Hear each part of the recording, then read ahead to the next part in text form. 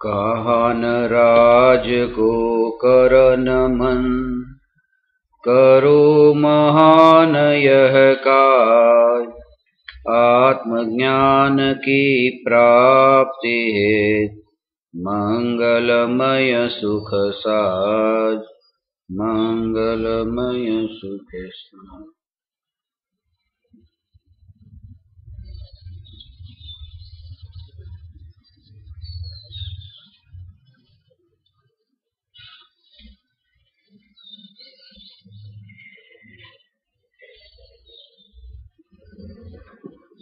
चैतन्य स्वभावी भगवान आत्मा अनादि अनंत शुद्ध चैतन्य मात्र है।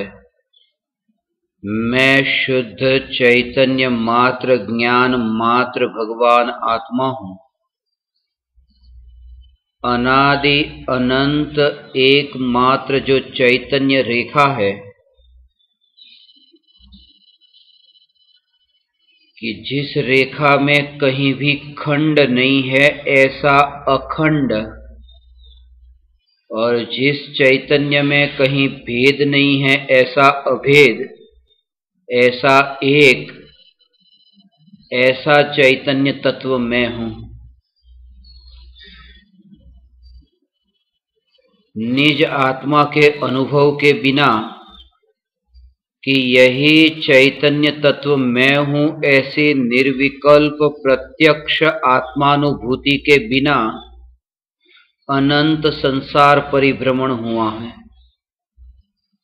और इसलिए हम आचार्य अमृतचंद्र देव द्वारा रचित समय सार के 23वें कलश पर चर्चा कर रहे हैं।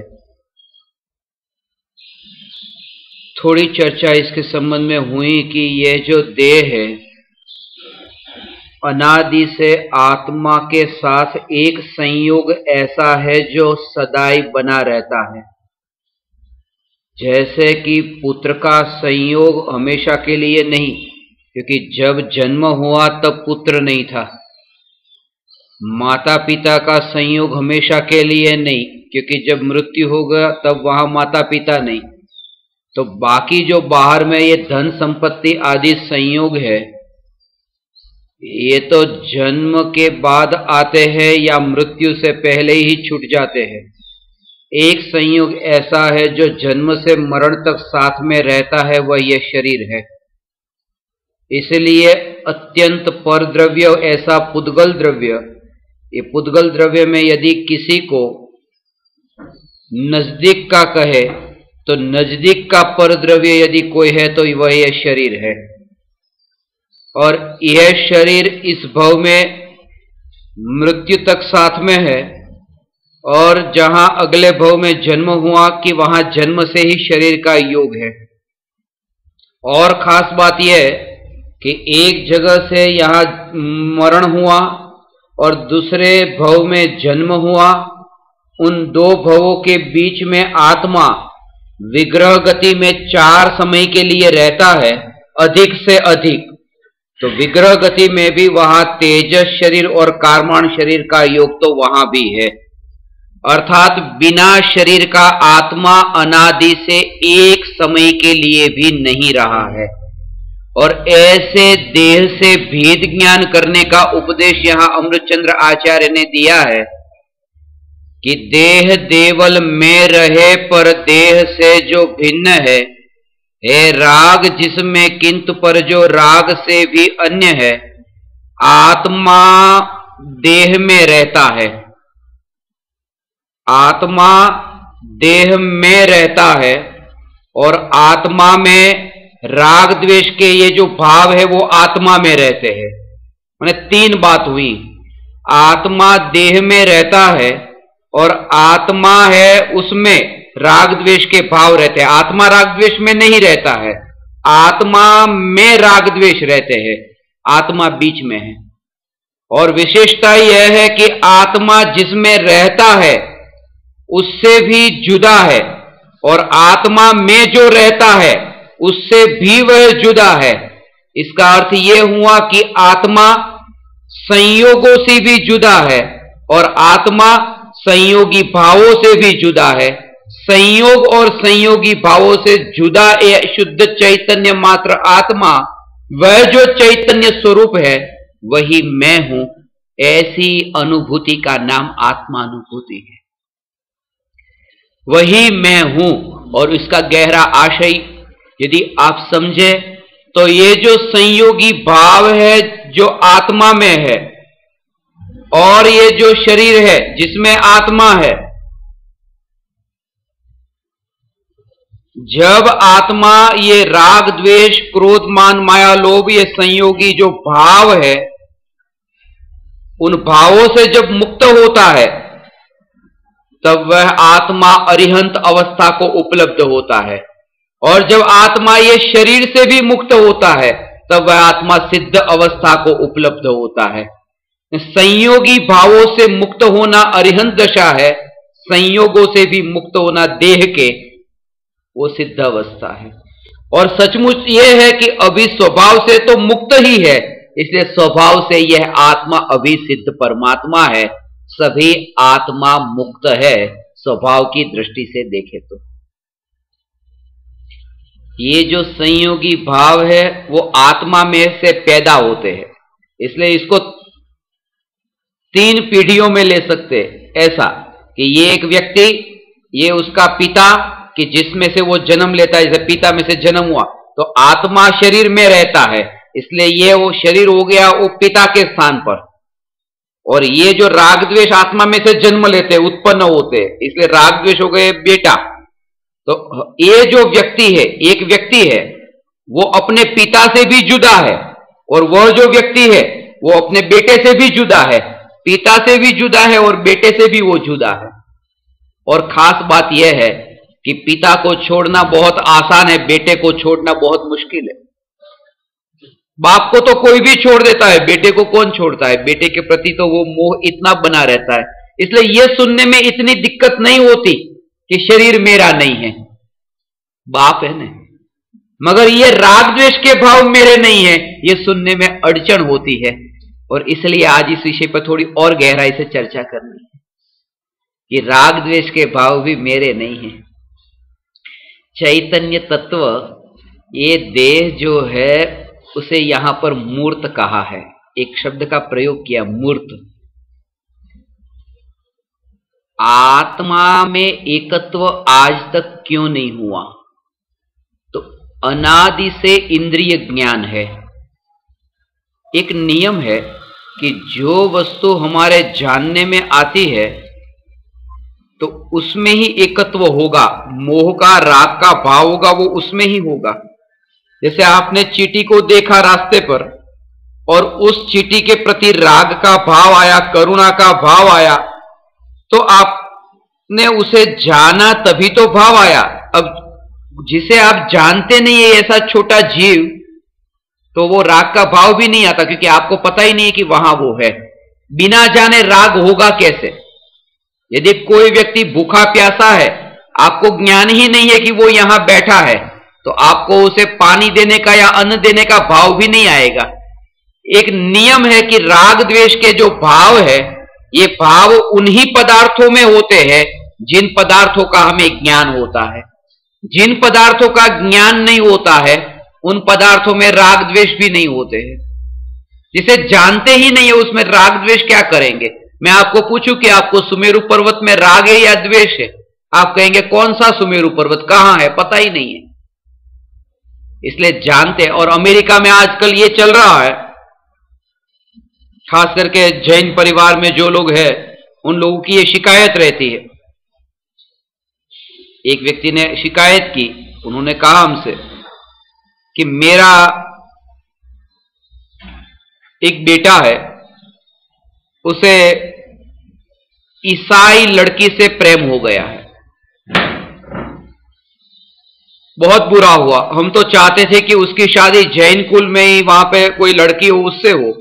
तो उनको ये कहा कि उस लड़के को कॉलेज में जाता है, वहां 50 बच्चे पढ़ते हैं, तो उसमें जो 49 है वो 49 सब ईसाई है, कोई जैन नहीं है। अब उसके ज्ञान में जो जानने में आते हैं, उसके कांटेक्ट में, वो यही तो है ईसाई। तो जिसे जानेगा उसी में तो प्रेम होगा, जिसे जानता ही नहीं उसमें प्रेम भी कैसे होगा। इसलिए आजकल जैनों ने एक ऐसा संगठन बनाया है कि हर साल एक बार सभी को मिलना, एक दूसरों का परिचय हो। जो परिचय होगा, जानेंगे, तभी तो वो राग होगा। वो जानबूझकर राग कराने के लिए मिलने का, कि जानो पहले कि वो भी कोई जैन लड़का है, जैन लड़की है। ज्ञान में जो वस्तु आती है उसमें ही राग द्वेष होता है। जो जानते नहीं है जिसे, उसमें राग द्वेष नहीं होता। तो अनादि से इस शरीर को ही जाना, संयोगों को जाना, क्योंकि इंद्रिय ज्ञान से मात्र पुद्गल जानने में आता है, और इसलिए पुद्गल को जाना, तो मोह का भाव हुआ, वह भी पुद्गल में ही हुआ। एकत्व हुआ, वह पुद्गल में हुआ। हाँ, ये नहीं कहा कि जानने के कारण राग द्वेष होता है, ये कहा आप दोबारा सुन लेना, जिसे जानते हैं उसमें ही होता है, जिसे नहीं जानते उसमें नहीं होता। दोबारा सुनना, अभी ध्यान से नहीं सुना आपने। ये दो बात समझना, कि जिसे जानते हैं उसके कारण राग द्वेष होता है, ऐसा नहीं है। ये राग द्वेष उन्हीं विषयों में होता है जिसका हमें ज्ञान होता है। उन विषयों के अतिरिक्त किसी भी विषय में राग द्वेष नहीं होते हैं। ये नियम वो बताया कि राग द्वेष की जो मर्यादा है, सीमा है, वो जानने में आने वाले ज्ञेयों के अंदर ही होगा, उसके बाहर नहीं। माने जो अनजान विषय है उसमें होगा ही नहीं, जो जानते हैं उसमें ही राग द्वेष होगा। इसलिए वो निगोद के जीव को भी अक्षर के अनंत भाग का जो ज्ञान है ना, तो उसमें भी उसकी तन्मयता रहती है कि ये मैं हूं। उसमें भी उसकी तन्मयता रहती है कि ये मैं हूं। जानने के कारण राग द्वेष होता तो सर्वज्ञ को सबसे ज्यादा राग द्वेष होता, परंतु सर्वज्ञता होती है बाद में और वितरागता पहले। वितरागता के बिना सर्वज्ञता होती नहीं, और ये चांस भी जो दिया जाता है सर्वज्ञ होने का, वो उन्हीं को दिया जाता है जो वितरागी हो जाए। नहीं तो वो ज्योतिष का धंधा शुरू करेगा कि राग तो बहुत है और दुनिया को जान लिया, आ जाओ मेरे पास में, मैं बताता हूं किसका क्या होने वाला है। इसलिए गहराई से ध्यान से सुनिए एक एक शब्द को जो मैं कह रहा हूं। यदि सुना होता तो ये प्रश्न नहीं होता। फिर से एक बार बोलता हूं कि राग द्वेष के जो भाव है वो उन्हीं पदार्थों में होते हैं जिन पदार्थों का हमें ज्ञान होता है। जिन पदार्थों का ज्ञान नहीं होता है उन पदार्थों में राग द्वेष भी नहीं होते। परंतु खास ये याद रहे कि ज्ञान के कारण राग नहीं होता है, और खास बात तो यह है कि राग के कारण भी ज्ञान नहीं होता है। अब ये बात जब आई है तो और थोड़ा स्पष्ट हो जाए कि राग के कारण ज्ञान नहीं होता है। आपको यहां प्रवचन सुनने का राग का भाव आया और यहां से उठ करके आप गए तो थोड़ा ज्ञान लेके गए, 5 वाक्य का ज्ञान लेकर यहां से गए, तो इतने भाव से यहां आए और वो ज्ञान हुआ, तभी तो राग हुआ आने का, तभी तो वो ज्ञान हुआ। घर पे ही बैठे रहते, वो राग का भाव नहीं होता तो ज्ञान कैसे होता। यहां ये कहते हैं कि राग के कारण ज्ञान नहीं होता, क्योंकि राग का उदय है वो मोह का उदय है, चारित्र मोह का उदय है, राग का भाव आना। और यहां जो बैठे बैठे जो ज्ञान बढ़ रहा है वो ज्ञानावरणी का क्षयोपशम है। दोनों में अंतर है, दोनों का कोई संबंध नहीं है, राग और ये ज्ञान का। इसलिए आप यदि बहुत मेहनत करें, मैं बस पढ़ता हूं, इसलिए पुरुषार्थ कभी भी ज्ञान के बढ़ने में घटित नहीं होता। बहुत ज्ञान बढ़ा, बहुत क्षयोपशम ज्ञान बढ़ा, ज्ञान के बढ़ने में पुरुषार्थ घटित नहीं होता है। इसीलिए ज्ञानावरणी, दर्शनावरणी और अंतराय कर्म में पुरुषार्थ घटित नहीं होता है। इसलिए क्योंकि मोहनीय कर्म में ही पुरुषार्थ, अनादिकाल से ज्ञानावरणी का क्षयोपशम तो निगोद के जीवों को भी है, परंतु मोह का क्षयोपशम नहीं है। ज्ञानावरणी का क्षयोपशम तो निगोद के जीवों को भी है। इस जगत में ऐसा कोई छद्मस्त नहीं जिसे ज्ञानावरणी कर्म का क्षयोपशम न हो। थोड़ा बहुत ज्ञान तो सभी अज्ञानियों को भी है, भले वो मिथ्या ज्ञान कहा, अज्ञान कहा, अज्ञान में भी ज्ञान तो है ना। इसलिए राग के कारण ज्ञान नहीं होता है। अगर होता यह है कि टीवी देखने का, फिल्म देखने का राग आया, टीवी देखने का राग आया, रिमोट उठाया और ऐसे ही दबाया, सामने दृश्य आया, वो ज्ञान हुआ। तो जो दृश्य का ज्ञान होता है, वो दृश्य का ज्ञान ये रिमोट या बटन दबाने के कारण वो राग हुआ, वो ज्ञान हुआ, ऐसा नहीं। आपको यदि 4 बजे वो भाव आया कि मैं रिमोट से वो टीवी चालू करूं, तो 4 बजे जो भाव आया वो राग का भाव, और 4 बजे ज्ञानावरणी का क्षयोपशम ऐसा था कि वो दृश्य आपके ज्ञान में आए। वो दोनों का एक समय ऐसा एक समय होता है, इसलिए हमें भ्रम होता है कि ये रिमोट से बटन दबाए इसलिए वो पता चला। और ऐसा ही तो होता है। इसलिए महावीर का वारिस कौन, उसमें प्रारंभ में ही ये लिखा कि वर्तमान के भाव और पूर्व के उदय के बीच में भेद ज्ञान नहीं है, इसलिए तो ये पाप छूटते ही नहीं और छोड़ने का विचार भी करता नहीं। हिंसा किए बिना पैसे कमाओगे कैसे? हिंसा तो करनी पड़ेगी, झूठ तो बोलना पड़ेगा। अब 60 रुपए का जो माल आया वो 200 में बेचना है और 140 कमाना है, तो झूठ तो बोलना पड़ेगा ना। दुकानदार, वो ग्राहक आएगा तब बोलेगा कि भाई कितने का है? 200 रुपए का है। तो इतना महंगा? अरे हाँ, बाप कसम, मां कसम, ये देखो बिल देख लो, ये देख लो, मेरे को 180 में आया है। अब 20 रुपया तो कमाओ कि नहीं, जाने आने का ऐसा उसमें खर्चा लग जाता है। अब झूठ बोला और वो 200 देके चला गया। फिर उसे कहा कि ये झूठ क्यों बोला? कि झूठ बोले बिना कमा ही नहीं सकते। अब जिस समय वो 10 बजे झूठ बोला है और उस समय 10 बजे पुण्य का उदय था कि उसको 200 रुपये मिले, और उसने माना ये कि झूठ बोलने के कारण 200 मिले, मगर वो मिले हैं पूर्व के पुण्य के कारण, उदय के कारण। और जो झूठ बोला उसे तो पाप बंधा है, उसका फल तो आगे मिलेगा। मगर ये दोनों का कनेक्शन हम साथ में जोड़ के रखते हैं, और इसीलिए अब कमाने का तो है ही, तो फिर झूठ तो बोलना ही पड़ेगा। झूठ बोले बिना 1 रुपया भी कैसे मिलेगा? ऐसे लोगों में कहता हूं कि एक व्यक्ति सारी जिंदगी भर पैसे कमाने के लिए भटका है और 1 लाख रुपए एक साथ में उसने नहीं देखे। कभी एका क्या होता है उसने देखा ही नहीं। मजदूरी की, सामान उठाता है इधर उधर, और समय मिलता है तो भगवान की भक्ति भी कर लेता है।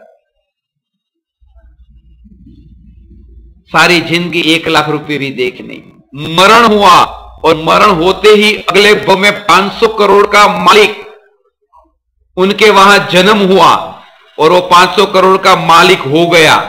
500 करोड़ का मालिक होने के लिए कितना झूठ बोला वो, ये उदय है।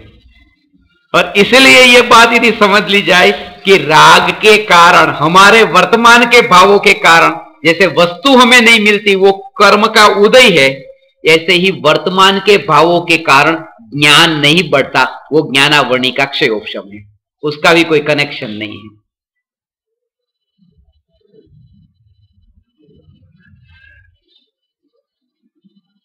इसलिए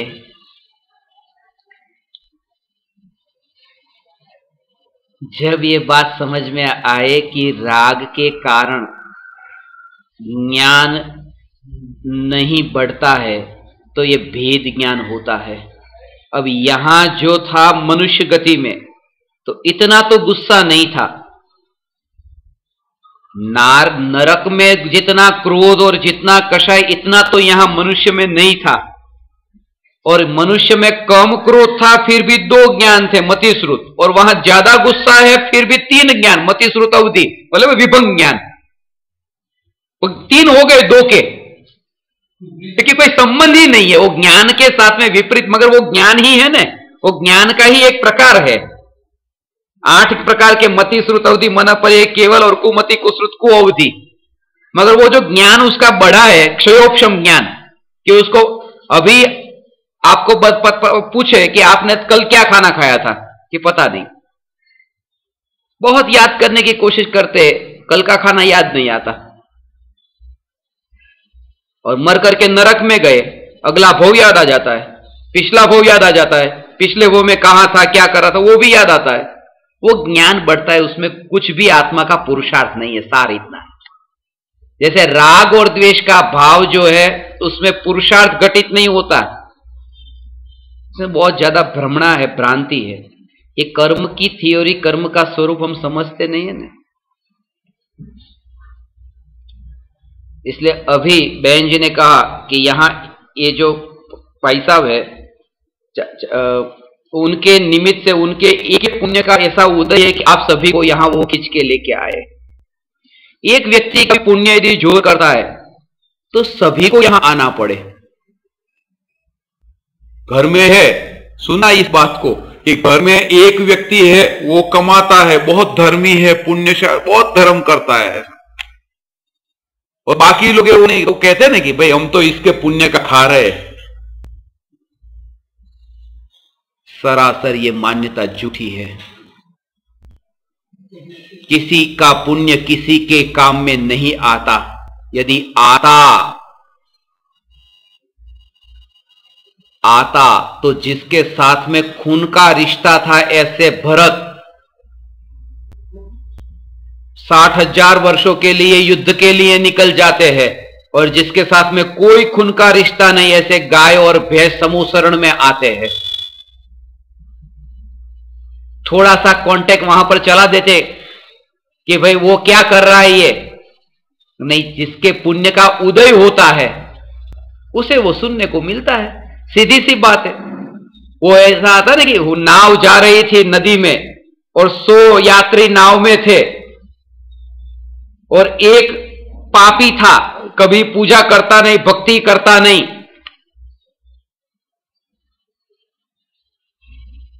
और बाकी सब पुण्यात्मा थे।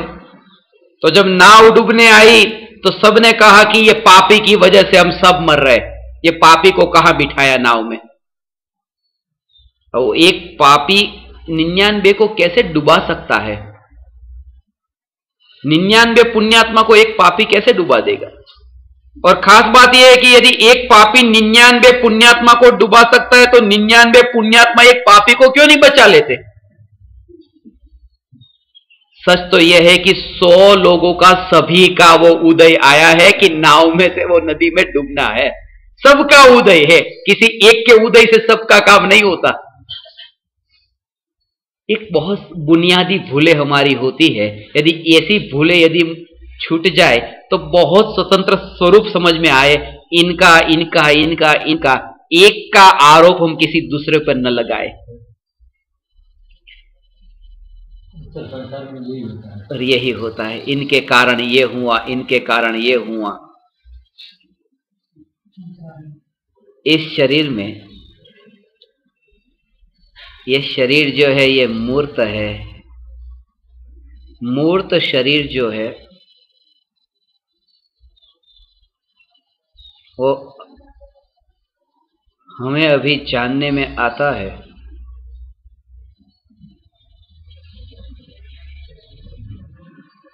जो मूर्त है वह अमूर्त हो जाए और अमूर्त है वह मूर्त हो जाए, तब समझना कि वह आत्मा को उपलब्ध हो गया।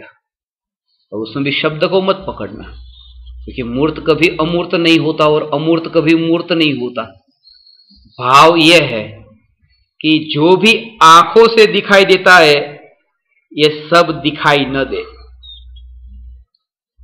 अमूर्त हो गया, दृष्टि में से अमूर्त हो गया। और जो भगवान आत्मा नहीं दिखाई देता और वही दिखाई दे, वो अमूर्त में से मूर्त हो गया। जितनी भी वस्तु है कलरफुल, जो विजिबल है वो इनविजिबल हो जाए, और जो कलरलेस आत्मा है वो विजिबल हो जाए। इसका अर्थ यह है कि अब जहां देखे न वहां चैतन्य तत्व।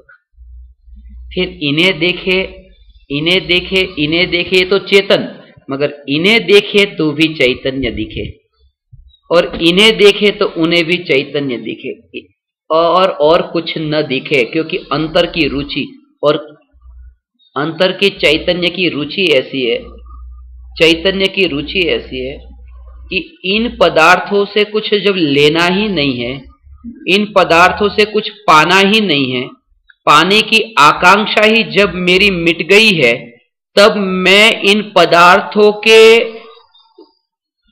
देखने और जानने के काल में उनमें रुचि भी नहीं लेता। मैं चैतन्य जो तत्व है, उस चैतन्य तत्व है, उस चैतन्य में ही मैं उसे ज्ञेय को देखने के काल में भी वो चैतन्य की ही यहां जागृति।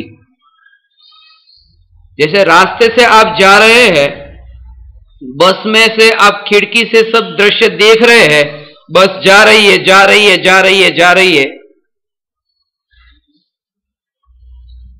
और आपके बेटे का एक्सीडेंट हो गया है, आप उसके पास जा रहे हैं, आपको समाचार मिले हैं, आंखें खुली है, खिड़की में से बाहर के दृश्य देखते देखते देखते जा रहे हैं, आंख और उन विषयों का कांटेक्ट भी होता है, परंतु आपके अंदर जो है वो बेटा, वो उन पदार्थों का इंद्रियों के साथ में संपर्क होने पर भी वो जानने में वो बेटा ही आता है।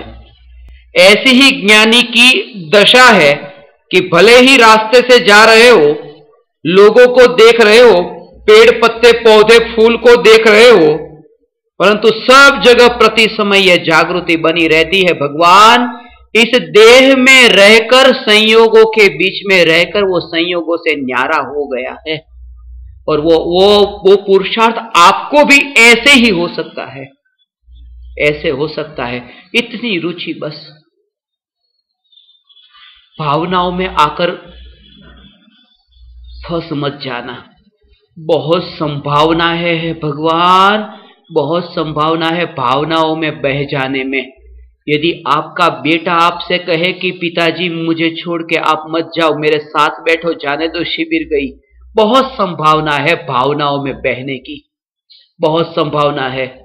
भाई बहन कहेंगे, माता पिता कहेंगे, परिवार से कोई न कोई खींच करके लेके जाने वाला, बहुत ऐसे निमित्त मिलेंगे, बहुत निमित्त मिलेंगे, परंतु याद रहे कि दूसरों को खुश करने में ही अनंत अनंत अनंत भव बीते हैं।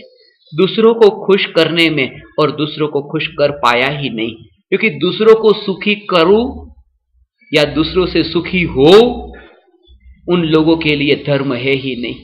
क्योंकि दूसरों को सुखी करने में कर्तृत्व बुद्धि की और दूसरों से सुखी रहने में भोक्तृत्व बुद्धि की गंध आती है, और उन जीवों को धर्म नहीं होता,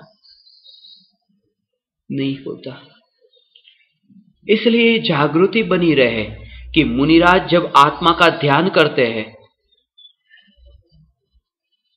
मुनिराज पार्श्वनाथ आत्मा का ध्यान करते हैं, तब कमठ उपसर्ग करता है।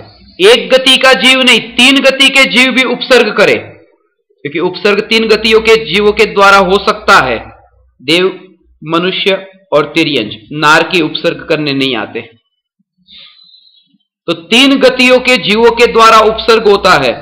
मुनि आत्मा के ध्यान में लीन है, आत्मा के ध्यान में लीन मुनि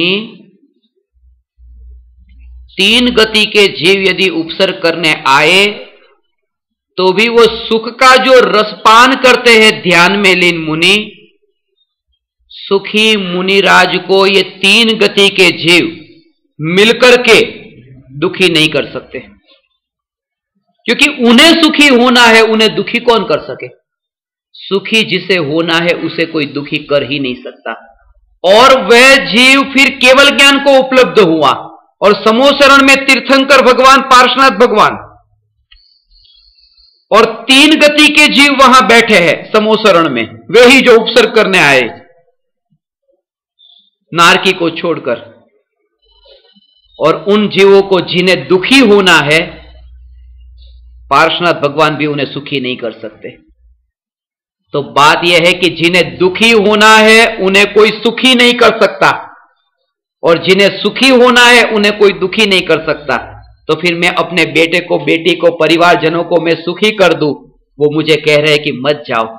अनंत भव ऐसे ही बीते हैं, अनंत भव भगवान ऐसे ही बीत गए हैं। इसलिए ये भव भावना में बह करके, भावुक होकर के न बह जाए, ये भव न बह जाए उस भावनाओं के साथ में, इसकी जागृति बनी रहे, जागृति बनी। राग का भाव जो है, आपको ऐसा लगेगा कि वो राग का भाव है, मगर जब कहा नहीं वो स्वार्थी है सब, नहीं नहीं, भाई बहन को क्या स्वार्थ, माँ बाप को क्या स्वार्थ, निस्वार्थ है, उसका प्रेम तो निस्वार्थ है। एक बात हमेशा याद रहे कि जगत में कोई भी प्रेम निस्वार्थ नहीं होता। निस्वार्थ और प्रेम ये दो शब्द मिले, ये बात ही झूठी है। ये चालाक लोगों के बनाए हुए शब्द है निस्वार्थ प्रेम। प्रेम कभी निस्वार्थ होता ही नहीं, राग कभी निस्वार्थ होता ही नहीं। तो कुंदकुंदाचार्य को समयसार लिखने का राग का भाव आया, वो निस्वार्थ नहीं था। चौक मत जाना, सुनना, फिर पता चलेगा कि वह भी स्वार्थ था। कि राग कभी भी निस्वार्थ नहीं होता, निस्वार्थ होता है वो एक ही, वो है वितरागता जो निस्वार्थ होती है। कुंदकुंदाचार्य का स्वार्थ यह था कि छठे गुणस्थान में थे, अब आत्मा के ध्यान में लीन नहीं हो सकते हैं, अभी इतना पुरुषार्थ नहीं हो रहा है, तो अशुभ में न चले जाए, इसलिए अपने लिए उन्होंने ये लिखा समयसार, आपके लिए नहीं। आपके लिए लिखा होता तो घर का पता ढूंढ करके आपके घर पे आते, वो लिख करके चले नहीं जाते, वहां रख करके। उनका काम हो गया कि वो नीचे नहीं गिरे, उतने समय के लिए शुभ में रहे, रख दिया, आगे निकल गए। माने मूल जो कारण होता है वो ये कि अपने को बचाने के लिए, कि नीचे गिरते बचाने के लिए वे लिखते हैं। आपके लिए लिखते तो आप तो आज भी दुखी है, और भी लिखते रहते ज्ञानी, मगर अंदर में क्यों चले जाते हैं? जीवन भर लिखते रहना चाहिए, ध्यान में क्यों चले जाते हैं? वो तो मजबूरी थी कि नहीं रहा जाता, तब वो लिख लेते थे। आपके लिए नहीं, अपने लिए। ये राग कोई भी हो वो निस्वार्थ नहीं होता, उसमें स्वार्थ होता है। ये स्वरूप को समझना, तभी वितरागता की महिमा आएगी कि अब वो वितरागता ही मेरा ध्येय है, राग नहीं। क्योंकि बहुत से लोगों को यह आशंका होती है कि भगवान की भक्ति का भाव वो भी राग। भगवान की भक्ति, वितरागी भगवान है, उनकी भक्ति का भाव, उसे भी राग कहा, उसे भी राग कहा। हाथ जोड़ना, महावीर भगवान को हाथ जोड़ने का यह भाव है, ये राग का भाव है। यदि ये राग का भाव नहीं होता तो महावीर भगवान की कभी आपने मूर्ति देखी जिसमें महावीर भगवान हाथ जोड़ करके पारसनाथ भगवान के सामने खड़े हो? क्योंकि वो राग है, इसलिए तो उन्होंने ये छोड़ा और ये नहीं छोड़ा, ये भी छोड़ा। क्योंकि ये करने में वंदन करने का भाव है और ये कराने का भाव है, और दोनों भाव छूट जाते हैं, तब वो पूर्ण वितरागता को उपलब्ध होता है। तब हाथ ऐसे है कि ना ऐसे, ऐसे में गुरु दिखता है, ऐसे में शिष्य दिखता है, और ऐसे में स्वयं को देखता है।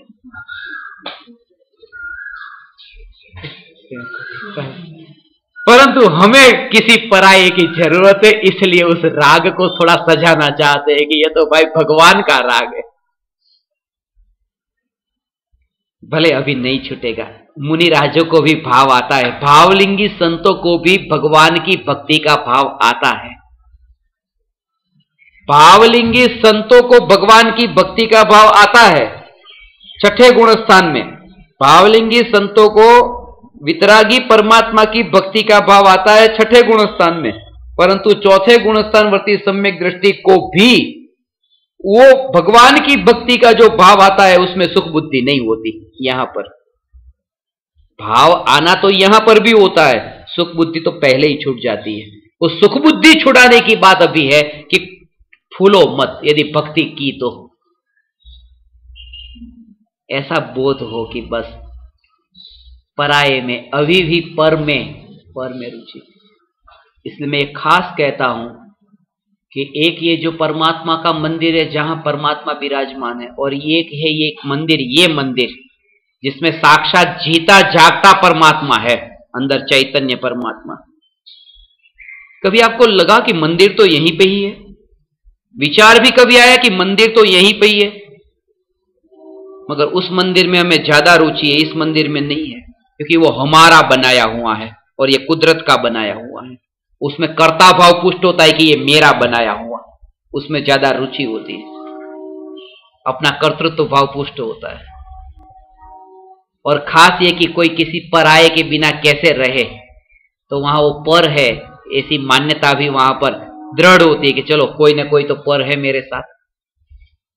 पर से नाता छोड़ना है वो इतना साहस अभी आया नहीं है। तो तू आए तो जहां चले वहां मंदिर होता है कि ऐसी दशा प्रकट होगी, ऐसी दशा प्रकट हो। इसलिए मैं सभी परमात्मा को कहता हूं कि मैंने तो मेरी आंखों से तो दिखाई नहीं दिए, मैंने तो एक भी सिद्ध भगवान को देखा नहीं, मैंने नहीं देखे सिद्ध भगवान को, मैंने नहीं देखे। मगर ये जो जीते जागते परमात्मा को मैं देख रहा हूं, बस मैंने देख लिए परमात्मा को, बहुत हो गया। परमात्मा को मैंने देख लिए, ये इनको मैंने देख लिया, ये साक्षात जीते जागता परमात्मा मैं देख रहा हूं। मैं कहां ढूंढ रहा हूं परमात्मा? वो है, नहीं ऐसा नहीं, उनकी भक्ति भी होती है, परंतु यहां पर भी तो देख लो, ये भी तो है। इन्हें कीड़े मकोड़े मत देखो, ये जीते जागते मंदिर है, इसलिए इतने मंदिर यहां विराजमान है।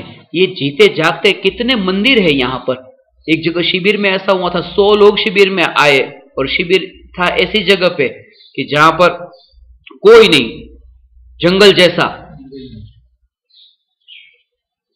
और मंदिर भी नहीं।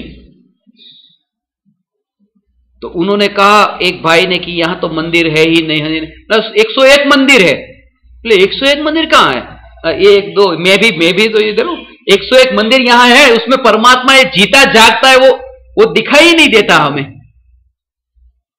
भले अशुद्ध पर्याय वाले हैं, वे शुद्ध पर्याय वाले हैं, परंतु द्रव्य दृष्टि होने पर वो चैतन्य परमात्मा ही दृष्टि में आएंगे, चैतन्य तत् परमात्मा ही दृष्टि में आएंगे।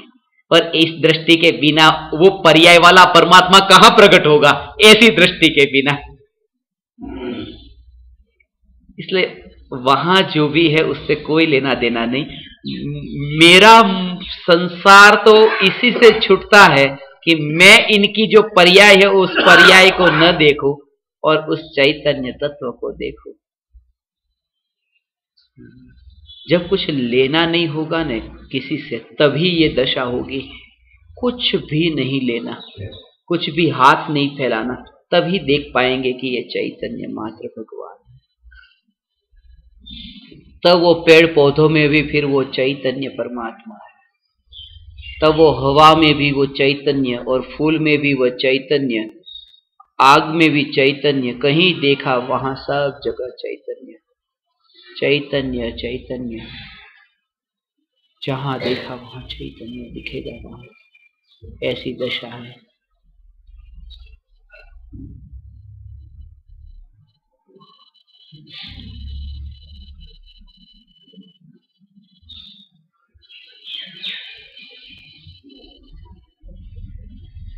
इन परमाणुओं के बिखरने में आपको पता नहीं कि 6 महीने में तो हमारे शरीर में वो सब परमाणु बदल जाते हैं जो आज है। विज्ञान भी उसके संबंध में बहुत उसकी खोज कर रहा है। आज ये परमाणु ये निकलता है, नया परमाणु आता है, ये है वो निकलता है, नया परमाणु आता है। हमें लगता है कि हम तो वो शरीर वाले ही है, मगर वो परमाणु चेंजेस अंदर में परमाणु का बदलना होता ही रहता है, निरंतर, कंटिन्यूसली, वो चालू ही चालू है। और ये जो परमाणु का बंधन है उसके प्रति जो हमारी तन्मयता है वो ऐसी की ऐसी। और आपको ये आश्चर्य होगा कि ये शरीर जो अभी बना मां के गर्भ में था वो तो कितना छोटा, और उसमें भी जो पहले दिन और पहले समय पे वो शरीर की रचना हुई, उस शरीर को यदि आप देखना चाहे तो आंखों से वो सीधा दिखाई भी नहीं देता वो शरीर, परंतु उतने छोटे परमाणु हैं माता पिता के परमाणु, और उससे ये शरीर की रचना हुई। उसको माइक्रोस्कोप से देखना पड़ता है कि ये शरीर, ये वो शरीर जो है, तब वो दिखाई देता है, इतना सूक्ष्म। और उसमें भी वही मोह कि ये मैं, आत्मा तो वो यही है जो उसमें और इसमें दोनों में अलग नहीं है। वो मोह ही उतना, जितना शरीर बड़ा होता है, 1 फीट का, 2 फुट, 3 फीट, 4 फीट, ऐसे से बड़ा हुआ, उसमें उसका बस इतना में, इतना में, इतना में, मगर वो भाव है, भाव वही का वही है। ऐसा नहीं है कि शरीर बड़ा हुआ तो थोड़ा मोह बड़ा हुआ, मोह तो वही का वही है। यदि शरीर छोटा हो जाए और मोह कम हो जाए तो निगोद में तो और भी कम हो जाना चाहिए। वो मोह तो अंदर आत्मा में है ना, देह में कहां है, वहां पर भी है। इसलिए वो मोह का भाव कैसे भी करके तत्व का कौतूहली बने।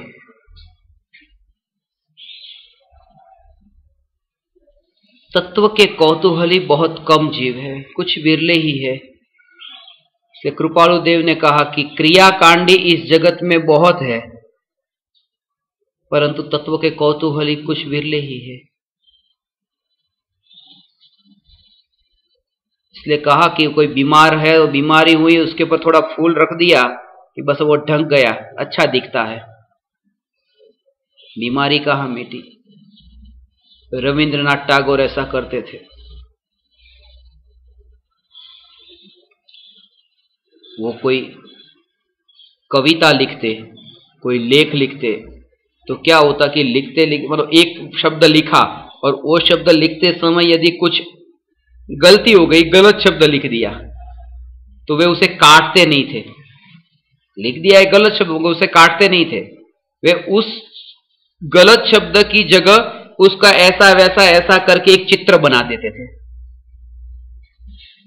कि अच्छा दिखे, और लोगों को पता भी नहीं चले कि यहां गलत शब्द लिख दिया था। वो एक चित्र बना देते थे, टेढ़ा मेढ़ा ऐसा पेन घुमा करके। किताबों में अच्छा है, हम अपने जीवन में भी वही करते हैं। जो गलती है, जो अपराध है, जो दोष है, उसको हम ढांकने की कैसे ऐसे वैसे करके, ना मैं तो ऐसा हूं ही नहीं, हाँ मैं हूं, अभी राग है। इसलिए सम्यक दृष्टि के बारे में कहा ना, जैसा है ऐसा स्वीकार कि मैं हाँ झूठ बोलने वाला हूं, मैं हिंसा करने वाला हूं, मैं अभी अभी ऐसा हूं। जैसा पर्याय में दोष है, उस पर्याय में दोष है, उसका भी स्वीकार है। इसलिए तो अमृतचंद्र आचार्य ने तीसरे कलश में समय सार में ये कहा कि मेरी परिणति परम विशुद्धि को प्राप्त हो। परम विशुद्धि की प्राप्ति हो, ऐसा क्यों कहा कि मैं अभी परम विशुद्धि को उपलब्ध नहीं हुआ, मलिन है परिणति, वहां पर भी मलिनता का स्वीकार है। यद्यपि मैं तो शुद्ध मात्र चैतन्य मूर्ति हूं, फिर भी परिणति मलिन हुई है मोहोदय से, परिणति मलिन हुई है। तो पर्याय में जो दोष है उसका स्वीकार हो, ढांके नहीं। हम क्रियाकांड से उसे ढांकना चाहते हैं। दोष तो है, कुछ सरल जीव है जो बता देते हैं, कुछ नहीं बता पाते। मुझे एक घटना याद आ रही है। एक बार चर्च में पादरी ने प्रवचन में कहा कि हमारे इस चर्च में थोड़ा भी रेनोवेशन कराना है, मरम्मत का काम कराना है, इसलिए थोड़े धन की जरूरत पड़ी है। तो मैं आप सभी श्रोताओं से निवेदन करता हूं कि सभी श्रोता $1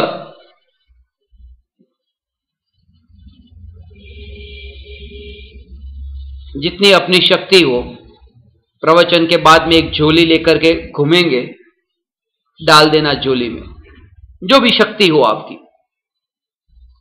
अगर एक बात खास ध्यान से सुनना, मैं उस व्यक्ति को अच्छी तरह से जानता हूं इनमें से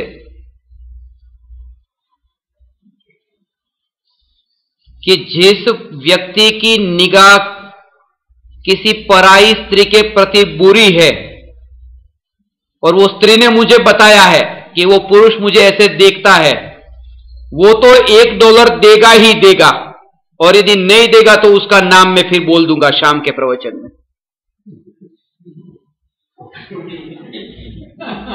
वो महिला ने मुझे बताया है कि उसकी निगाह मेरी तरफ गलत है, वो $1 जरूर देगा, उसे मैं नहीं छोड़ूंगा। जब प्रवचन समाप्त हुआ, 20 लोग वहां प्रवचन में थे, $19 उस थैली में पड़े, और एक चिट्ठी लिखी थी। उस चिट्ठी में लिखा था कि मुझे पता है आप मेरी बात कह रहे थे मगर मैं डॉलर लेके नहीं आया हूं, मैं आपके वहां पे पहुंचा दूंगा $1, मेरा नाम मत बोलना। जो सच था वो एक ही था उनके नजर में, और उसे भी पता था कि इनको पता है, इन्हें पता था कि उनको पता है, वो एक ही था। बाकी 19 का तो पता ही नहीं था, वो भी पता चला $1 जब पड़ा तब। दिखाई नहीं देता है किसी का दिखाई देता है। सब एक नाव के ही यात्री है। भले क्रियाकांड से स्वयं को ढकना चाहे, मिथ्या तो वही का वही है। अमृतचंद्र आचार्य का भाव बहुत गहरा है, तत्व का कौतूहली पर। कौतूहली, तुझे रंगीन वस्त्र पहनने का शौक है, तू पहन ले। तुझे घूमने का शौक है, तू घूम ले। तुझे खाना पीना खा पी ले, तुझे जो करना है वो कर ले, परंतु तू तत्व का कौतूहली बन। क्योंकि एक नहीं, दो नहीं, करोड़ों भव, एक नहीं, दो नहीं, करोड़ों भवों में जो तपश्चर्या की हो, एक भव नहीं, करोड़ों भवों में जो 28 मूल गुण को पालने की जो तपश्चर्या की हो, वो तपश्चर्या करके जितना पुण्य बनता है, जिस क्वालिटी का, उससे ज्यादा पुण्य एक समय के लिए चैतन्य तत्व का चिंतन करे तो पुण्य बनता है।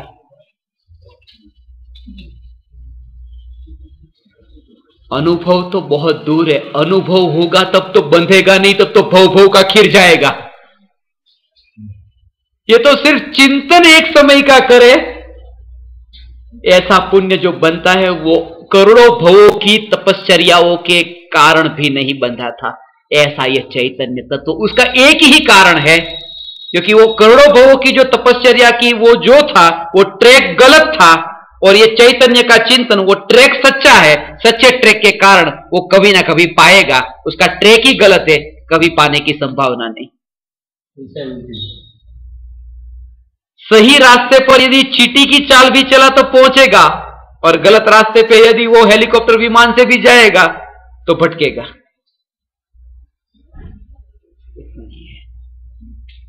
बहुत दूर हमें लगता है, हमें दिशा का बोध नहीं है, इसलिए दिशा का बोध नहीं है।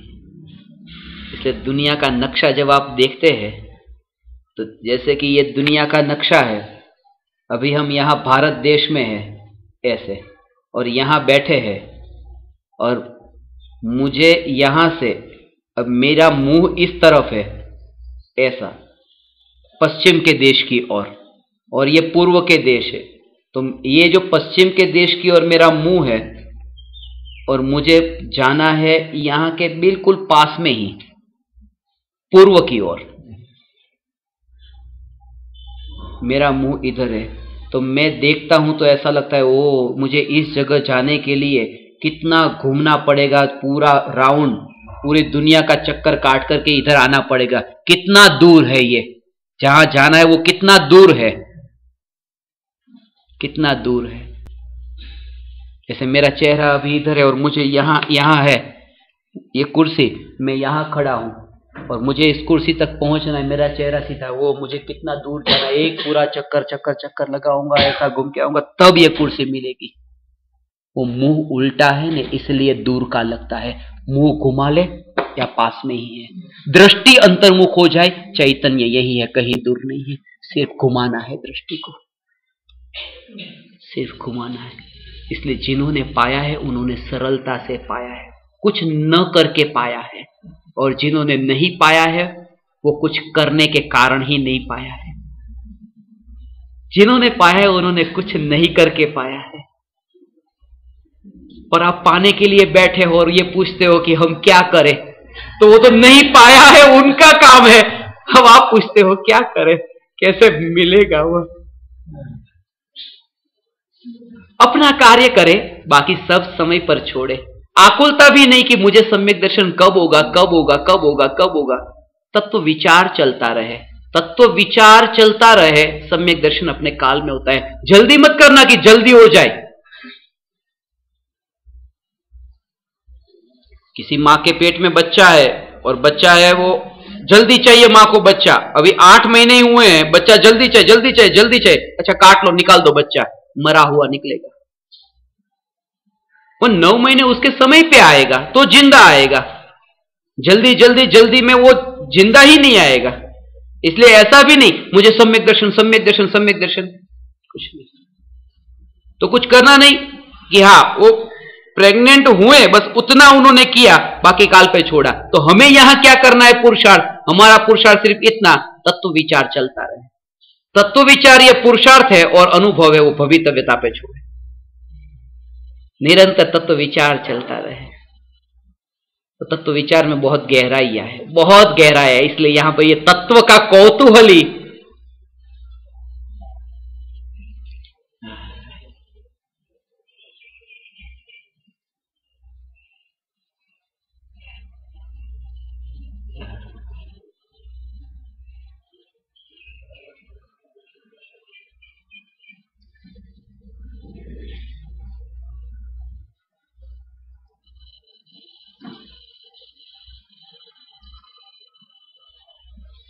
सहजता, जैसे है ऐसे। इसलिए मैंने कहा कि ये कुर्सी पे बैठे हुए लोग मुझे बहुत सरल लगे, ठीक है, तो उनसे नीचे नहीं बैठा जा रहा, ऊपर बैठ लिया। एक दृष्टांत है, नीचे नहीं बैठा जा रहा, ऊपर बैठ लिया। मगर नीचे 2 घंटे बैठना और आकुलता हो कि मेरे पैर में दर्द हो रहा है, ये हो रहा है, अब मैं कैसे खड़ा भी नहीं हो पाए फिर बाद में, और सुनने में भी ध्यान न लगे, एकाग्रता न, ठीक। तो उन्होंने सरल होके, जितनी सरलता आप जैसे हैं ना ऐसे ही रहे, बस जैसे ऐसे रहे, किसी दूसरों के जैसे बनने की कोशिश मत करना। क्योंकि जब दूसरों के जैसे होने की कोशिश करते हैं ना तभी पाखंड उत्पन्न होता है, तब पाखंड होता है, क्योंकि दूसरों के जैसा कभी हुआ ही नहीं जा सकता।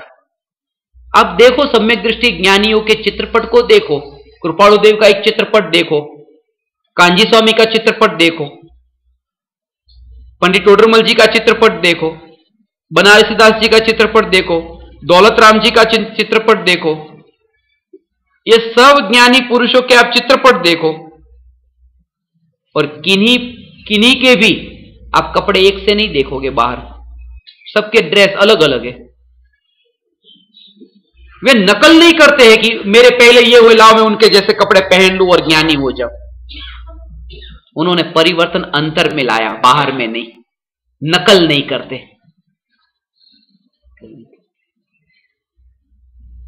तो फिर मुनि होते वे तो नकल करते हैं, नग्न हो जाते हैं नग्न की तरह, कि वे भी नकल नहीं करते। अंतर की परिणति ऐसी निर्मल हुई कि कपड़े यहां से ही छूट गए, वहां तो पता ही नहीं क्या है, बाहर का दूसरों का पता नहीं, यहां की परिणति ही ऐसी निर्मल होती है, किसी को देख करके नहीं।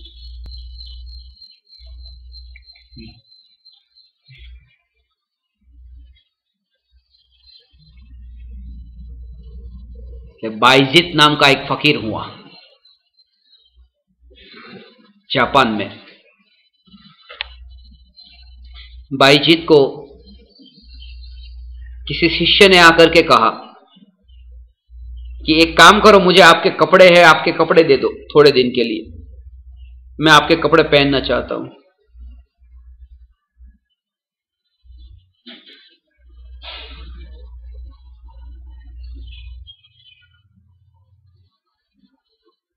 कपड़े पहनना चाहता हूं, ज्ञानी होना चाहता हूं, आपके कपड़े पहन लूं तो आपके जैसे। तो बाइजित ने बहुत अच्छा जवाब दिया कि कोई पुरुष स्त्री के कपड़े पहन ले तो वो पुरुष स्त्री नहीं हो जाता, और कोई स्त्री पुरुष के कपड़े पहन ले तो वो स्त्री पुरुष नहीं हो जाती। बस ऐसे ही तुम मेरे कपड़े पहन लोगे तो ज्ञानी थोड़ी हो जाओगे। वेश बदल दिया तो ज्ञानी थोड़ी हो जाएंगे। और आजकल लोग ये कर रहे हैं कि महावीर भगवान नग्न हुए थे तो चलो हम भी नग्न हो जाए, उनके जैसा वेश बना ले। वेश बदलने से थोड़ी महावीर भगवान हो जाएंगे। अंतरंग में परिवर्तन आया कि नहीं वह महत्वपूर्ण है, अंतरंग पर तो जोर नहीं है, बाहर में कुछ भी नहीं। इसलिए 3-4 जगह पे हमारे चप्पल की चोरी हो जाती है। जहां जाते वहां हमारे चप्पल की चोरी हो जाए, अभी यहां नहीं हुई है। और वो इसलिए कि जिस देश में आप पैर रखते हैं तो आपके चप्पल ही छूते होंगे ना धरती को, पैर तो चप्पल के ऊपर होते हैं, चप्पल धरती के ऊपर होते हैं ना, तो भाषा आ जाती है। तो हम भी आपके चप्पल पहन के एक बार परदेश जाए, आती है या नहीं, तो लोग चप्पल लेके चले जाते हैं। वो होता है, वो तो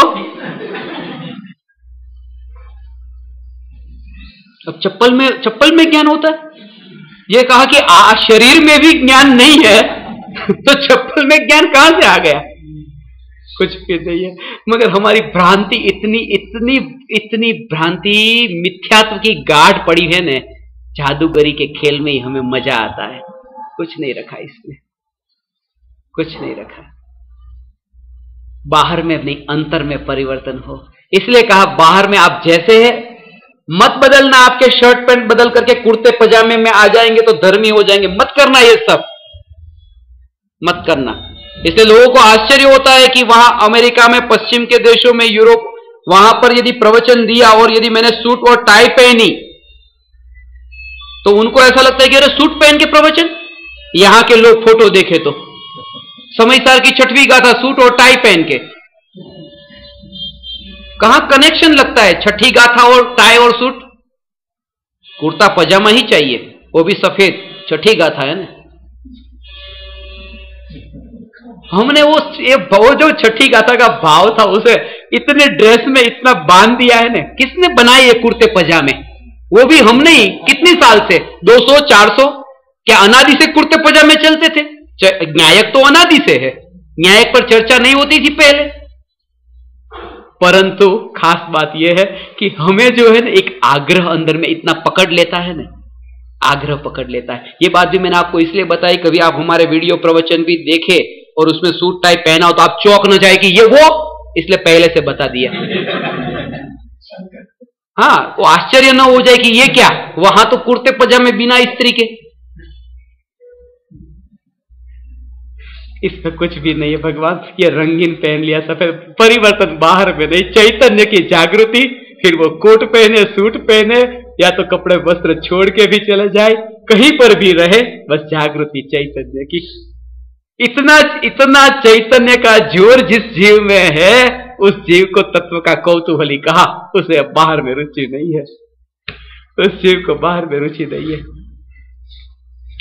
ऐसा है। और जब आपको वो रुचि छूट गई ने, फिर बाहर में आपको दुनिया को इस रूप में देखने की भी रुचि छूट जाएगी कि कौन किस कपड़े में बैठा है, कोई लेना देना नहीं। ये 3 लोक का नाथ परमात्मा, बस इससे अलावा मुझे कुछ जानना भी नहीं है। ये 3 लोक के नाथ परमात्मा, ये 3 लोक के नाथ परमात्मा, चैतन्य तत्व, फिर वो कुछ जानना नहीं।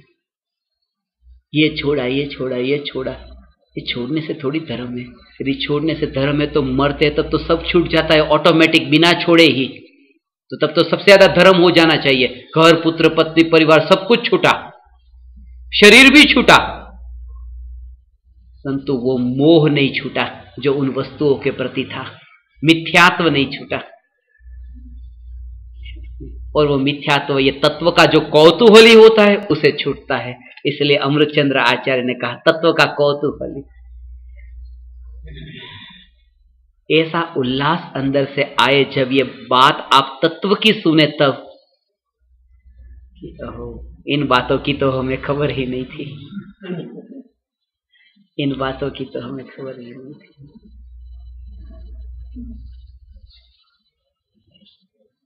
इसलिए उसमें आश्चर्य नहीं होता है। यदि कोई मुस्लिम और क्रिश्चियन को यदि ये कहा ना कि मैं परमात्मा हूं, तो वो चौंक जाता है। उसमें आश्चर्य नहीं होता कि यहां के लोग ही चौंक जाते हैं, क्योंकि जिन्होंने सुना नहीं उन्हें तो पहली बार ऐसा ही लगेगा कि मैं परमात्मा। भगवान की भक्ति का जो भाव है, भगवान को जब हम झुकते हैं तो भगवान कहते हैं, भगवान कभी आशीर्वाद नहीं देते ना। आज तक भगवान ने कभी आशीर्वाद दिया? नहीं। क्यों नहीं देते? वो कहते हैं कि मुझे तुझे आशीर्वाद देने में शर्म आती है, तू भगवान होकर के मैं तेरे को आशीर्वाद कैसे दूं? तू जब इतना महान, ये आशीर्वाद मैं तो नहीं दे सकता, तू स्वयं भगवान है।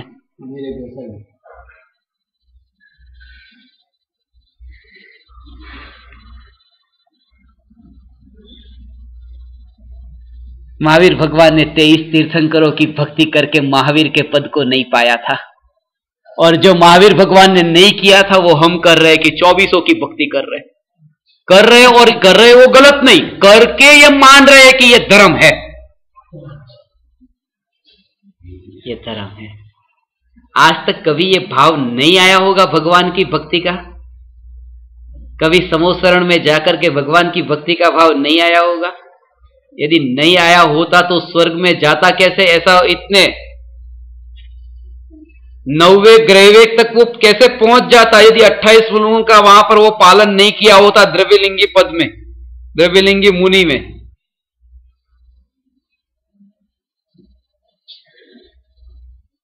शरीर को काट दे, खून निकले,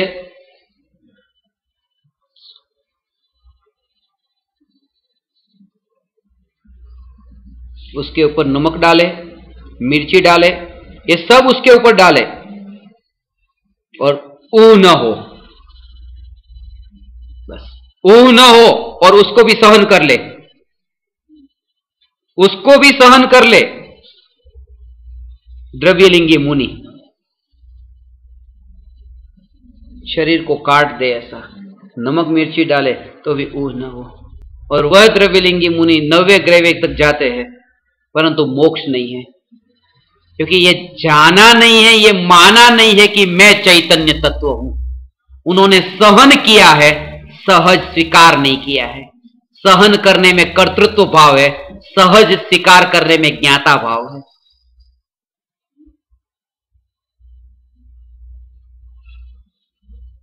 ज्ञाता भाव, वो सहजता।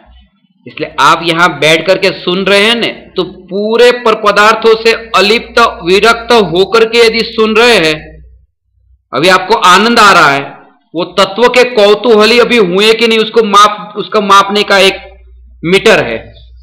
वो मीटर में अभी आपको बता दूं तो आपको पता चले कि अभी जो आपको आनंद आ रहा है वो आनंद चैतन्य तत्व का आप कौतूहली बने इसलिए आ रहा है या कुछ और है। अभी जो आप सुन रहे हैं, सुनते समय आनंद आ रहा है, आपका बैंक में 10 लाख रुपए पड़े हैं और 10 लाख रुपए का मालिक मैं हूं, 10 लाख मेरे बैंक में है। अभी जो आनंद ले रहे हैं ना, उसमें वो 10 लाख वाला आनंद मिला हुआ है, वो 10 लाख वाला आनंद मिला हुआ है। वो कैसे कि अभी सुन रहे हैं कि मैं चैतन्य तत्व हूं, आपको आनंद आया, मैं चैतन्य तत्व हूं, आनंद आया। 2 बार सुना, आनंद आ ही रहा है। अब तीसरी बार जब मैं बोलूं, उससे पहले ही किसी ने बताया वो 10 लाख आपके जमा थे, वो बैंक उठ गए 10 लाख। अब तीसरी बार मैं कहूं कि आप चैतन्य तत्व है, वही आनंद आएगा जो 2 बार आया था। इसका मतलब कि वो 2 बार में वो पड़ा है ना, वो अंदर छुपा पड़ा था, अंदर उसका भी छुपा।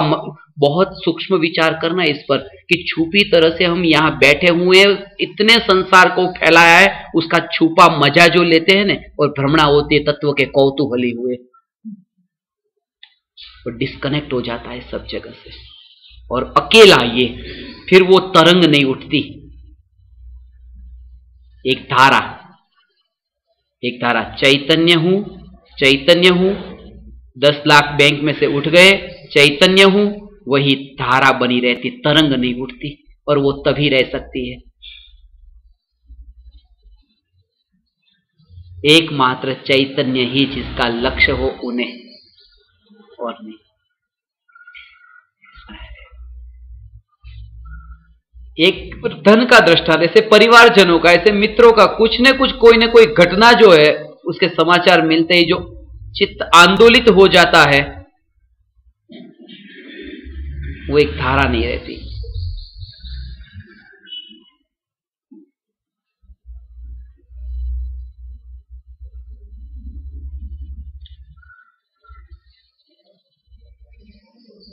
अवसर तत्व का कौतूहली बनने का है। तत्व का कौतूहली बने माने क्रिया कांड में धर्म न माने, पुण्य में धर्म न माने। जे ऐसा शुभ भाव गुरुदेव श्री कांजी स्वामी ये बात कहते थे, ऐसा शुभ भाव कि जो सम्यक दर्शन के बिना शुभ भाव आता नहीं है। एक प्रकार का ऐसा शुभ भाव कि जो ज्ञानी को ही आता है। आत्मज्ञान होने से पहले वह शुभ भाव आता नहीं है, और केवल ज्ञान होने से पहले उस शुभ भाव से बंधे हुए जो कर्म थे उसका उदय आता नहीं है।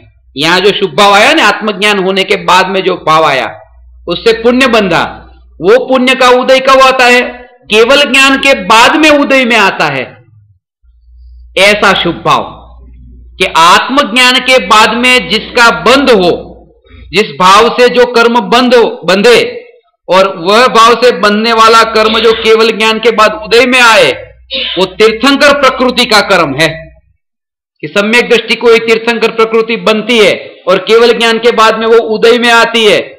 तो वो तीर्थंकर प्रकृति का बंध जिस शुभ भाव से हुआ, वह शुभ भाव भी संसार का कारण है, अधर्म है, वितरागता नहीं है, वो राग है।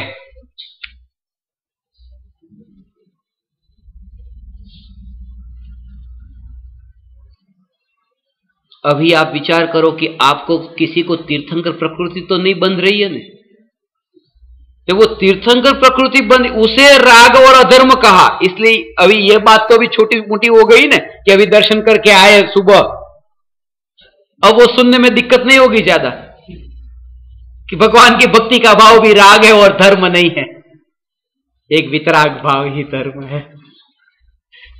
गुरुदेव ने जो बात बताई इतनी दुर्लभ है, सचमुच माने ये तो कोई विरले ही है, कोई विरले है। सुनने की हिम्मत हो, ये भी कुछ विरले ही है। सुनने की भी हिम्मत कहां होती है जीवन में।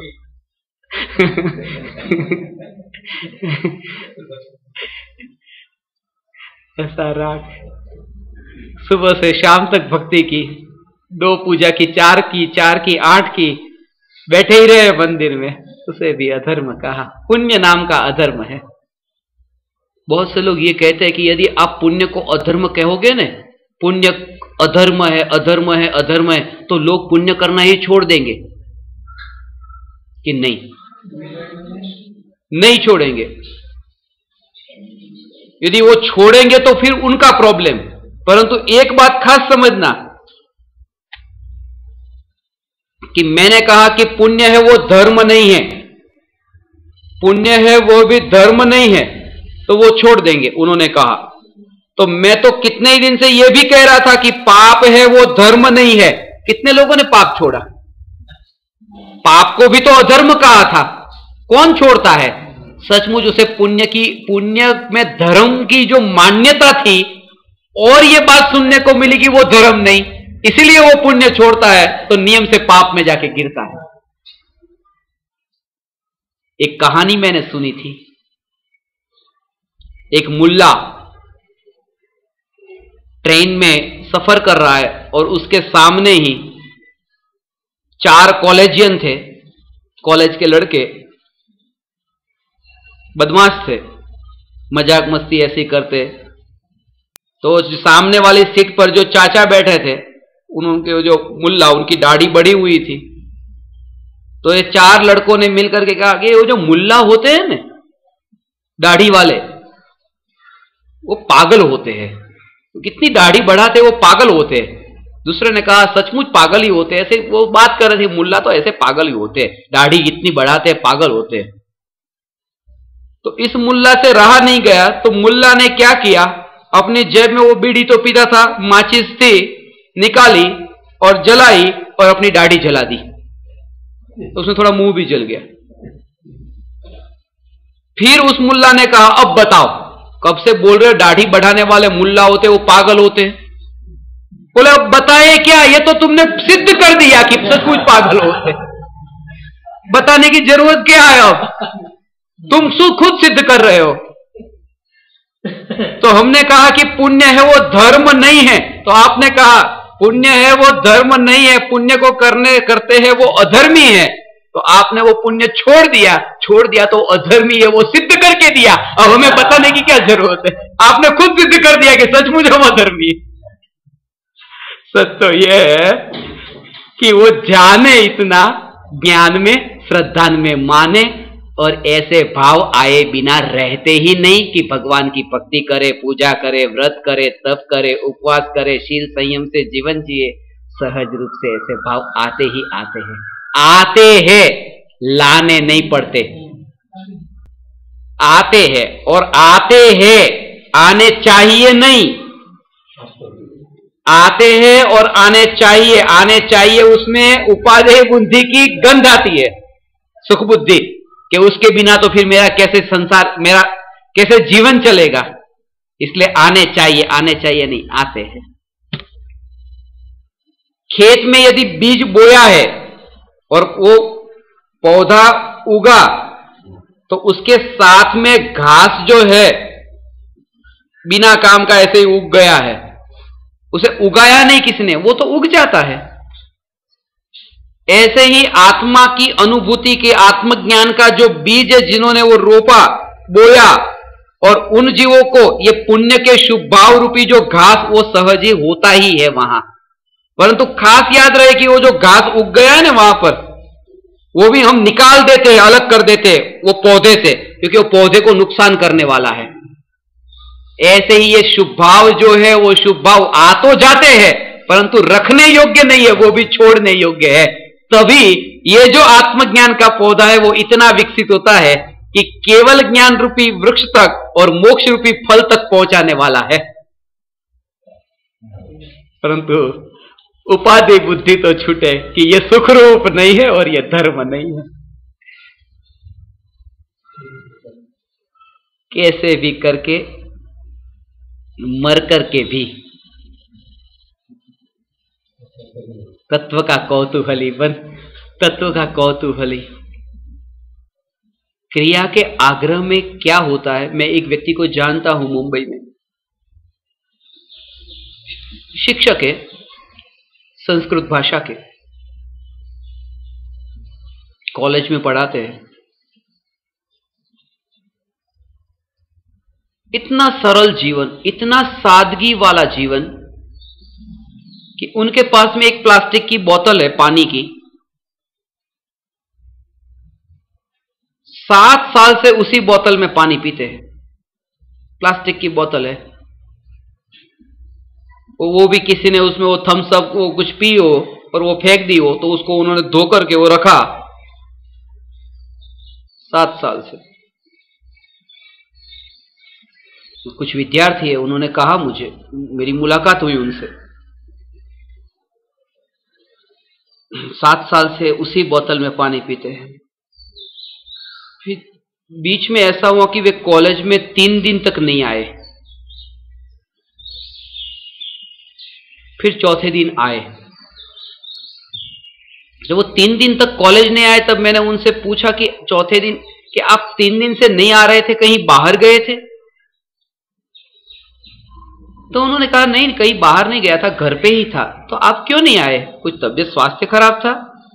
नहीं, सब ठीक था, परंतु वो जो बोतल जिसमें मैं पानी पीता हूं वो मिल नहीं रही थी, कहीं गुम गई थी। अब वो बोतल के बिना मैं आऊं तो कैसे आऊं? उस बोतल का राग, उसका मोह इतना पकड़ लेता है कि अब वही बोतल चाहिए जो 7 साल वाली। और भ्रमणा ये हो जाती है, देखो कितने बड़े सादगी वाले जीव 7 साल की बोतल में ही पानी पीते, बोतल भी नहीं बदलते। अंतरंग के भावों पर किसका जोर है कि अंतरंग में कितनी आकुलता होती है कि वही बोतल। सहजता का भाव अब आपको समझ में आया होगा, वो नहीं तो दूसरी लेके निकल गए। सहज,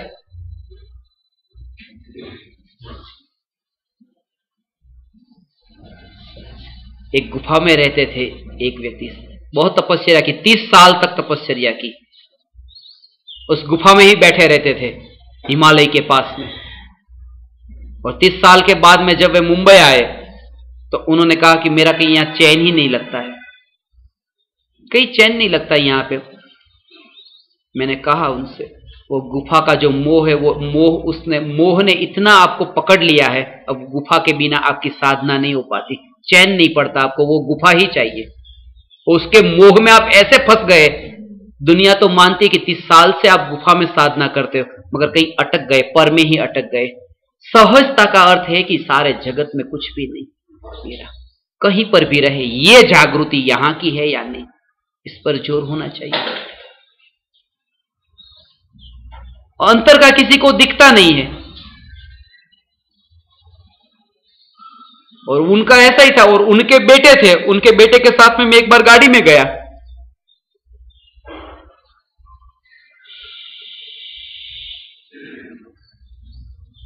तो गाड़ी में उन्होंने बिठाया कि आइए आइए आइए साहब, गाड़ी में बैठे। थोड़ी देर के बाद में तो इतना पसीना कि कपड़े पूरे गीले हो गए।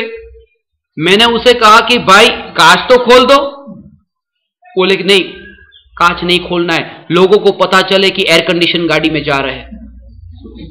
अब दुनिया को यह दिखाने के लिए कि अंदर एयर कंडीशन चल रहा है, मगर अंदर हम मर रहे हैं, उसका क्या? मगर दुनिया को पता चलता है नहीं कि देखो कितने बड़े लोग, कांच खोले हो तो दुनिया को पता चल जाएगी बिना एयर कंडीशन की गाड़ी है।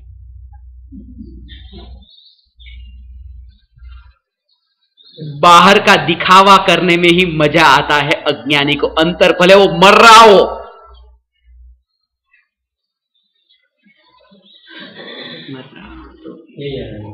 उसमें आनंद आ जाता है, न अटक जाए भगवान, क्योंकि अनंत अनंत अनंत अनंत आपकी साधना की ये कसौटी है। एक बार भी यदि आपने कहा ना कि मैं इस मकान में, इस कमरे में, इस गुफा में, इस स्थान पर मैंने साधना इतनी की, मगर अब मैं दूसरी जगह जाता हूं तो मेरी साधना हो ही नहीं पाती, जाने का मन ही नहीं होता, उस जगह ने आपको पकड़ लिया है। तैयारी ऐसी बनी रहे, गहरी बात है, ये वाक्य ध्यान से सुनना। सम्यक दर्शन प्रकट होने का अर्थ यह है, तीन लोक के किसी भी प्रदेश पर इस क्षण जाने की और वहां ठहरने की, रहने की तैयारी हो, उसका नाम सम्यक दर्शन है। तीन लोक के किसी भी प्रदेश पर। बात गहरी है, इसीलिए आज इस प्रदेश पर है, मृत्यु आई, दूसरे प्रदेश पर वहां जाना हुआ। अब जो आत्मा इस गांव में, इस शहर में, इस परिसर में, इस माहौल में जो रहने का आदती हो गया, उस आत्मा को यह जगह जब छोड़ करके उस जगह जाना होता है तब बहुत पीड़ा होती है। वहां पर कुछ नया, अरे ये मैं कहां आ गया, कहां आ गया। इसलिए ऐसा होता है। जब सपना आता है और सपने में से जब अपन बाहर आते हैं तब कैसा झटका लगता है कि अरे ये है, ये है, ये है, ये है, और आंख खोल के देखा तो अरे कुछ भी नहीं है। मृत्यु वह है कि जो यहां है, मृत्यु हूं, अगले भव में जन्म हुआ, कुछ भी तो नहीं है। और जिसने यहां बाहर देखा है, यहां बाहर देखा है, वो जहां जन्म होगा वहां बाहर देखेगा। जिसने यहां ये देखा है तो वहां गया तो वो देखेगा। इस कमरे को देखा है तो फिर आगे जाएगा तो उस कमरे को देखेगा। और आप देखो कि कोई व्यक्ति आंख खोल करके इस कमरे को देख रहा हो और उसी व्यक्ति को यदि उस कमरे में लेके जाए तो वो दूसरा कमरा देखता है। और जो व्यक्ति यहां सो रहा है, उस सोते हुए व्यक्ति को उठा करके उस कमरे में लेके जाए तो वो न तो इस कमरे को देखता था, न वो उस कमरे को देखता है, वो अपने सोने में ही है। बस ऐसी स्थिति ज्ञानी की है कि यहां जो है तो कमरे को नहीं देखा, चैतन्य मृत्यु हुआ तो अगले भव में जहां गया वहां चैतन्य के अलावा और कुछ नहीं, वो अपने चैतन्य में ही स्थिर है, बाहर गया ही नहीं, बाहर गया ही नहीं। एक कंटिन्यूस कांस्टेंट एक ऐसी धारा ही बनी रहती है। उस धारा, वो चैतन्य की धारा ज्ञानियों को होती है भगवान। उसका अभ्यास करेंगे तो आप परमात्माओं को भी वो होगा। आंख खुली हो तो ये कमरा न दिखे, आंख खुली हो तो वो कमरा न दिखे। यहां पर भी चैतन्य, वहां पर भी सहज चैतन्य दिखेगा और कुछ नहीं। ऐसा है, कहीं पर भी हो, फिर वो कहीं पर भी हो, तीन लोक के किसी भी प्रदेश पर रहने की तैयारी होना, उसी का नाम सम्यक।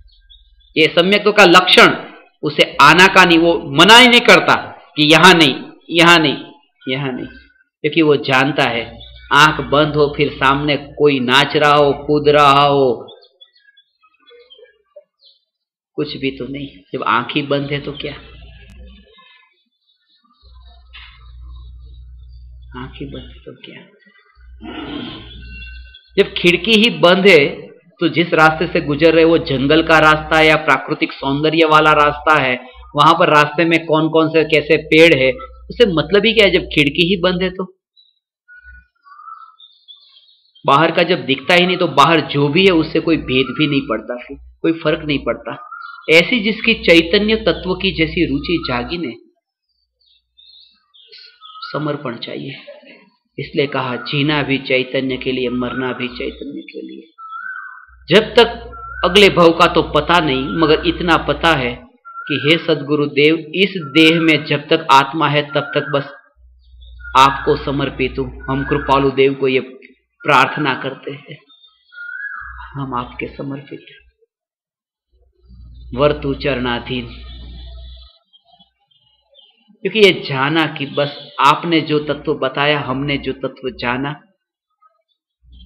इसलिए अब हजारों लाखों करोड़ों लोग, सारा संसार, सारा जगत यदि हमें आके कहे कि आत्मा में सुख नहीं है तो मानने में नहीं आता, क्योंकि वो कह रहे हैं और हमने भोगा है।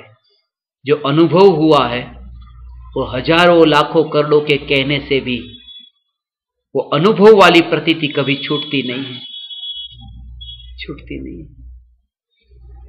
आपको कोई कहे कि यहां मध्य प्रदेश में नीमच में लेवड़ा में आत्मसिद्धि आश्रम नहीं होता है, आप कहेंगे मैंने अनुभव किया, मैं जाके आया हूं। अब आपको 2 लोग वहां बताए, 4 लोग बताए, 100 बताए, 200 बताए, आप उनकी बात को मान ही नहीं सकते। आपका स्वयं का अनुभव है। चैतन्य तत्व की अनुभूति के बाद में सारा संसार,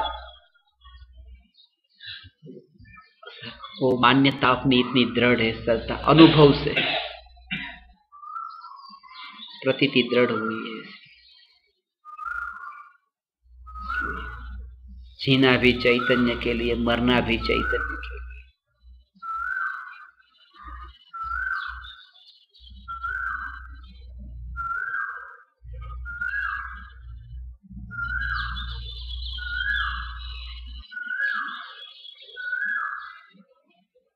ऐसा शुद्ध चैतन्य तत्व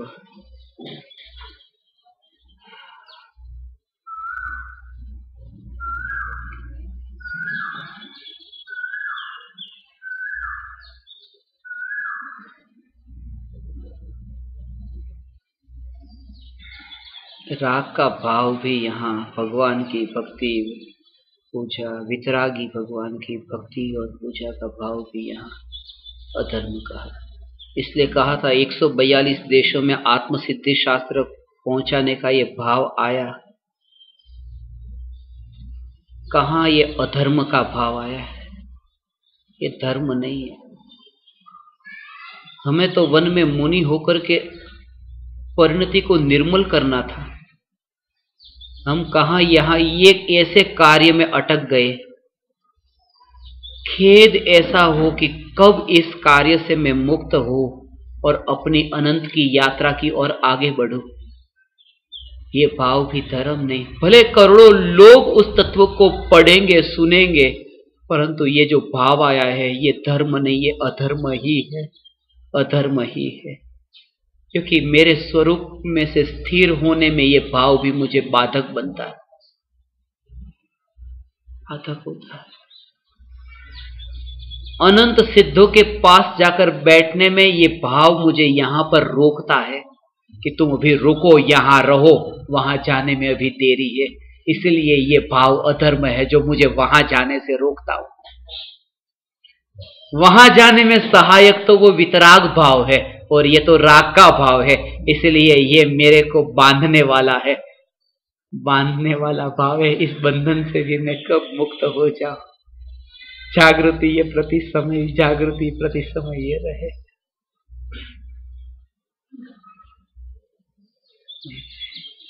और वो जागृति रहेगी तब आप अपने को नया जीवन, ऐसा जीवन पाएंगे, जागृति वाला जीवन। तब पता चलेगा कि बेहोशी में आज तक ऐसा जीवन। एक व्यक्ति को जब मैं मिला तब उस व्यक्ति ने अपने जीवन के बारे में बताया कि I went Africa and lion killed me there. मैं अफ्रीका गया था, वहां मुझे सिंह ने, शेर ने मार दिया।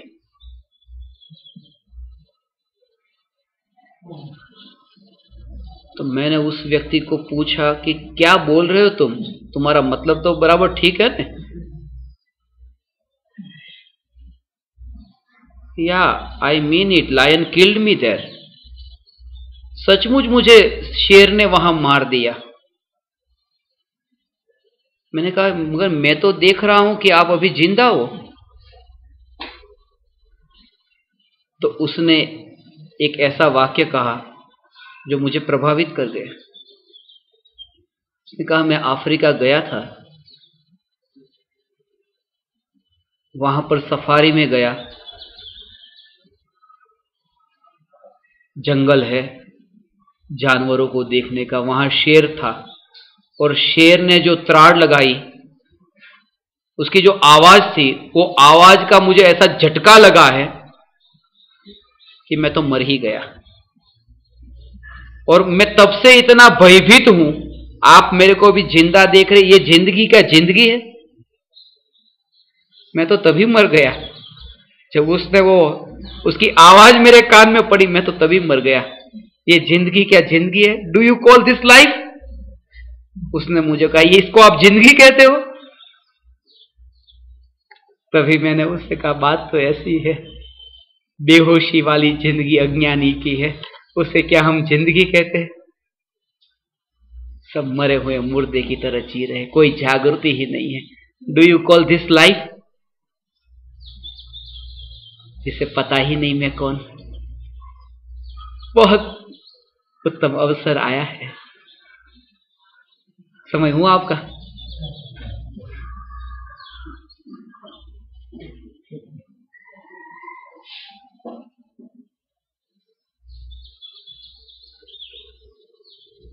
समयसार के 23वें कलश का उपसंहार अंतिम 1 घंटे में होगा।